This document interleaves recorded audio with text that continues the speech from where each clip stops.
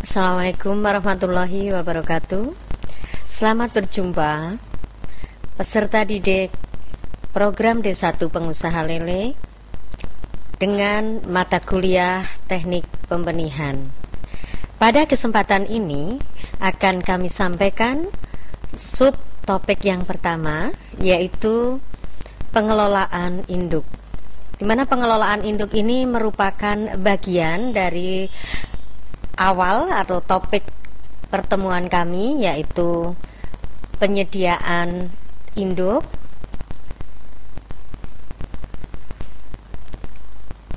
Di dalam mempelajari pengelolaan induk, kami berharap Anda pada akhir kuliah mampu menyediakan wadah untuk pemeliharaan induk. Kemudian Anda juga mampu mengelola pakan induk untuk memacu pematangan gonad, dan Anda diharapkan terampil mengelola media pemeliharaan induk. Wadah atau tempat untuk memelihara induk yang nantinya akan dipijahkan bisa menggunakan kolam tanah, kolam tembok, kolam terpal maupun bak fiber. Tidak ada ketentuan pasti untuk pemakaian tempat ini, namun kita harus mengingat bahwa penggunaan tempat ini harus sesuai dengan lahan yang tersedia serta skala usaha yang sedang kita kerjakan.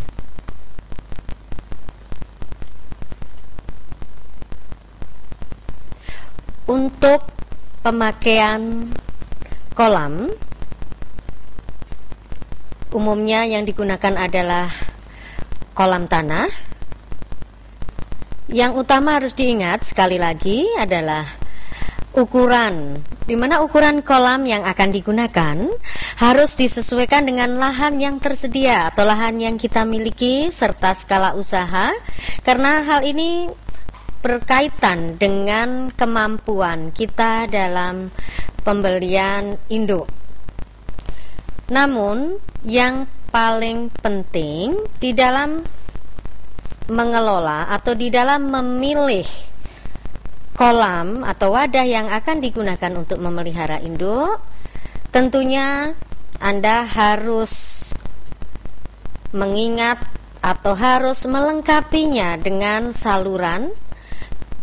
Yang utama adalah saluran pemasukan dan juga saluran pengeluaran.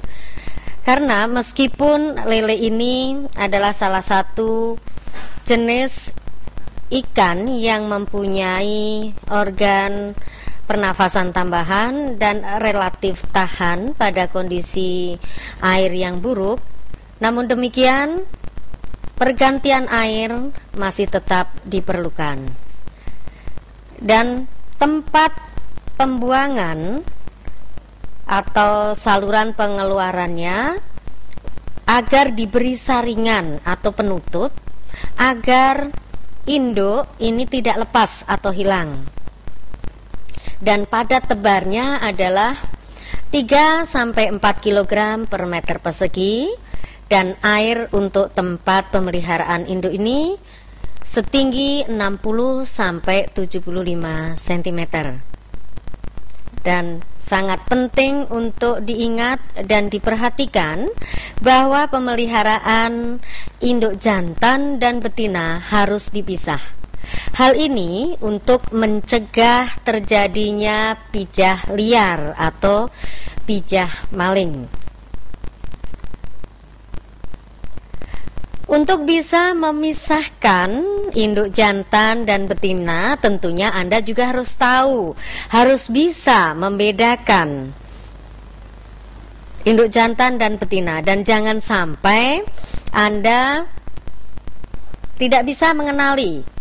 Untuk lele ini Anda tentunya akan sangat mudah mengenali jenis kelaminnya, karena lele termasuk hewan yang memiliki ciri dimorfisme seksual, yaitu antara jantan dan betina bisa dibedakan berdasarkan karakter morfologinya atau performansnya. Apabila induk sudah dalam kondisi matang gonad, dari permukaan atas atau bagian dorsal tubuhnya akan terlihat pada bagian perut.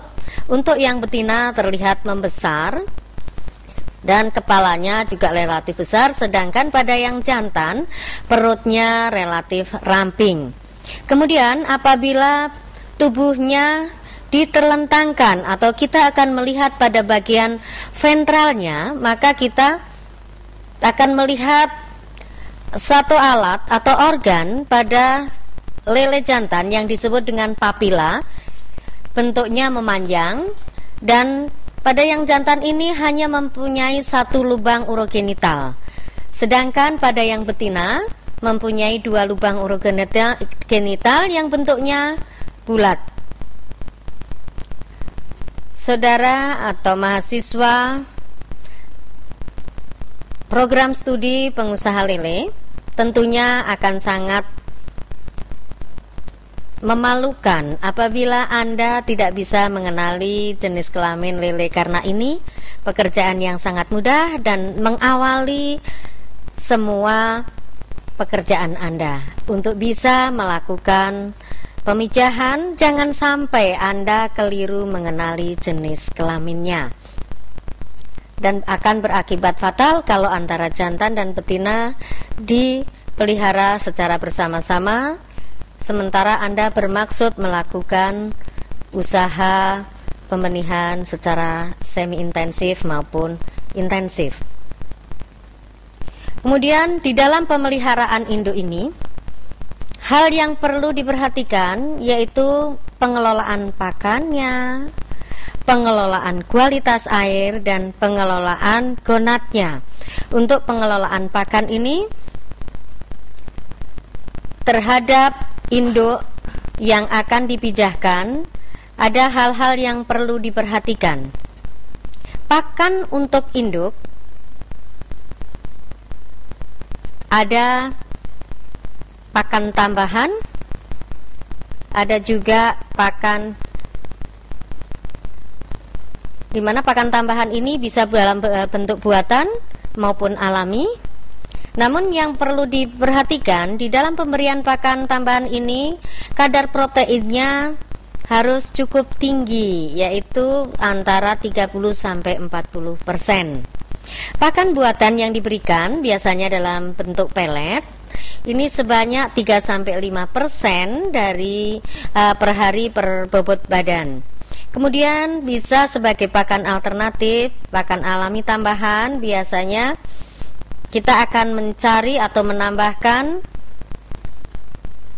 hewan-hewan yang memiliki kandungan protein yang cukup tinggi, namun bukan sebagai bahan makanan pada manusia, dan akan lebih bagus apabila kita bisa memanfaatkan hewan-hewan yang bersifat merugikan, atau dalam hal ini sebagai hama atau sebagai predator. Anda semuanya bisa menggunakan bekicot atau keong mas sebagai pakan tambahan untuk diberikan kepada induk. Di samping itu, bisa juga Anda memberikan limbah peternakan ayam atau ayam yang sudah mati. Ada istilah tiren, ayam tiren atau ayam mati yang kemarin, namun tidak bisa Anda berikan dalam bentuk mentah. Anda harus merebusnya atau membakarnya terlebih dahulu baru diberikan kepada induk lele. Kemudian untuk kualitas air, pekerjaan yang mesti Anda lakukan adalah menjaga ketinggian air. Dengan Anda senantiasa menjaga ketinggian pada kondisi stabil, maka secara tidak langsung Anda akan memberikan pasokan oksigen kepada kolam tersebut. Kemudian kualitas fisik, kimia, dan biologi juga harus dipelihara. Kualitas fisik yang utama adalah temperatur. Kemudian untuk kimianya, O2, CO2, pH maupun zat beracun ini perlu Anda kontrol. Anda akan bisa mengenalinya apabila kondisi kolam sudah sangat pekat warnanya dan berbau tidak sedap. Itu memberikan atau pertanda atau indikasi bahwa kondisi kolam memang sudah harus Anda ganti airnya. Kemudian untuk biologi, ini terkait dengan komposisi biota di dalam air. Kolam yang sehat tentunya adalah kolam yang berwarna khas kehijauan, berbau plankton, dan tidak berbau busuk. Untuk kematangan gonad, secara alami memang bisa dicapai dengan pemberian pakan yang berprotein tinggi, dan ini biasanya memerlukan waktu 8-10 minggu. Dan pakan tambahan atau suplemen tambahan yang harus diberikan kepada induk dalam rangka memacu pematangan gonad ini adalah pakan yang mengandung vitamin E, D, B kompleks, dan vitamin C. Saudara mahasiswa, demikian tadi subtopik pengelolaan induk. Dari seluruh rangkaian materi yang sudah saya sampaikan ini, yang perlu Anda perhatikan dalam pengelolaan induk lele adalah karakteristik wadah pemeliharaan induk, kemudian penempatan induk, di mana jantan dan betina ditempatkan pada kolam terpisah. Tingkat kematangan gonad induk ini harus Anda cermati, kualitas dan kuantitas pakan, serta kualitas air media pemeliharaan induk.